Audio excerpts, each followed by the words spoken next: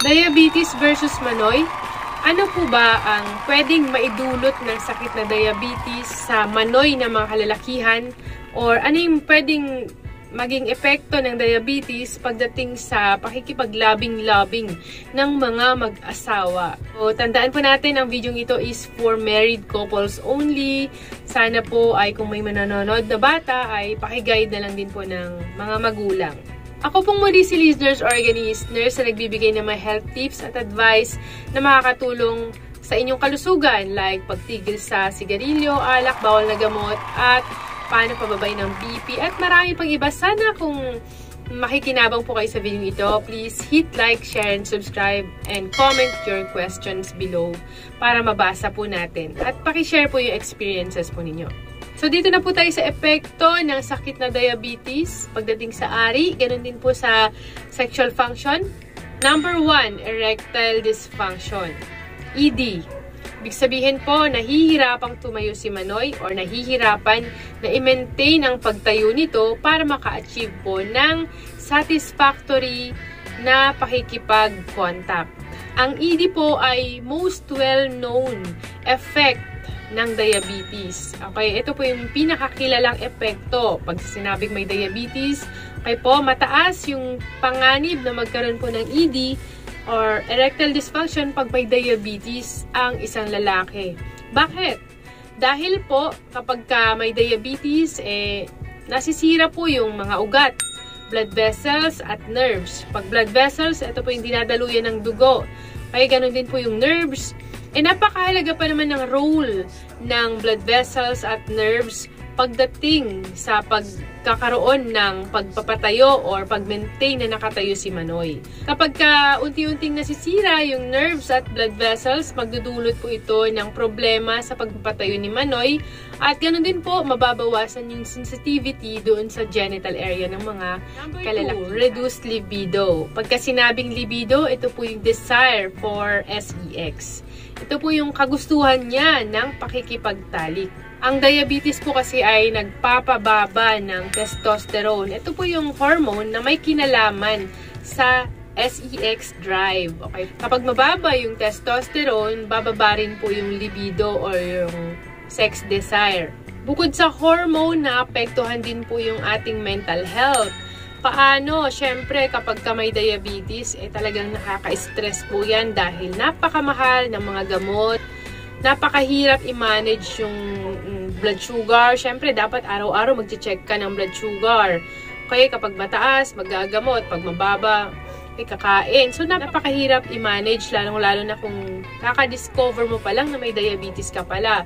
So, lahat ng yan, yung stress, ay nakaka-apekto po sa libido o yung desire for sex. Pangatlong epekto ng diabetes ay yung tinatawag na delayed ejaculation. Maraming mga kalalakihan na may diabetes ay nakaka-experience po nitong DE or delayed ejaculation. Pag nade-delay yung pagpapalabas po nila ng semilya during sexual contact, nagiging dahilan po ito para hindi sila makatapos during pakikipag-contact. So talagang kapag kaganyan yung mag-asawa, napu-frustrate na yung babae, sobrang tagal na ng kanilang ginagawa, pagod na, at hindi pa rin nakakatapos or nakakapag-release yung lalaki, talagang pwede magdulot po sa kanila ito ng hindi pagkakaintindihan or away. So worst, maraming naghihiwalay dahil dyan. Kasi hindi po sila nakaka-achieve ng enjoyment during contact. Napakahalaga pa naman po niyan sa larangan po ng mag-partner, yung talagang enjoyable na pakikipag labing-labing. Napakahalaga po niyan sa mag-asawa. Ano pa po yung epekto ng diabetes? Number 5, poor blood circulation. Pag may diabetes po, unti-unting masisira po yung mga ugat, yung blood vessels na dinadaluyan ng dugo sa buong katawan. Yung blood vessels, matatagpuan mula ulo hanggang paa, hanggang talampakan. Yung ari, may blood vessels din po yun. So kapag nasira na yung ugat, ang mangyayari, maapektuhan yung supply ng dugo doon sa ari. Kapag sinabing erection, mahalaga dyan yung pagdaloy ng dugo. So, pag affected po yung blood flow papunta doon sa pinakamanoy, maapektuhan yung kakayahan niya na magpatayo, okay, mag-maintain na nakatayo. So, yon, poor blood circulation po. Number 6, psychological impact. So, maapektuhan po yung ating pag-iisip, yung mental health po natin. Okay? Nakaka-stress naman talaga pagka ganyan. Siyempre, mahirap i-manage yung blood sugar, lalong-lalo na kailangan mo magbawas ng kain para ma-maintain mo yung normal blood sugar. Ayan, lalong-lalo na kung first time mong malaman na may diabetes ka. Tsaka, napakamamahal po nung mga gamot, yung mga tablets, yung mga insulin injections.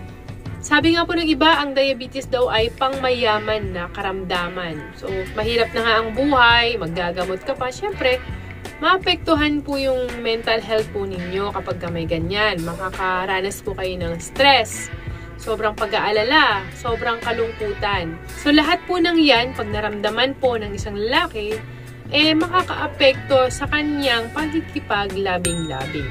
Ma'am Liz, ano po yung dapat kong gawin? Kasi nararanasan ko yung mga sinabi mo. So, payo ko po sa iyo, sir, napakahalaga ang pagpapakonsulta sa mga doktor. Huwag po kayong mahihiya. May lunas po para dyan. Halimbawa, may erectile dysfunction po kayo, may mga gamot na pwede po ninyong i-take. Pero kailangan, syempre, may reseta muna. Kaya kailangan magpa-check up po kayo.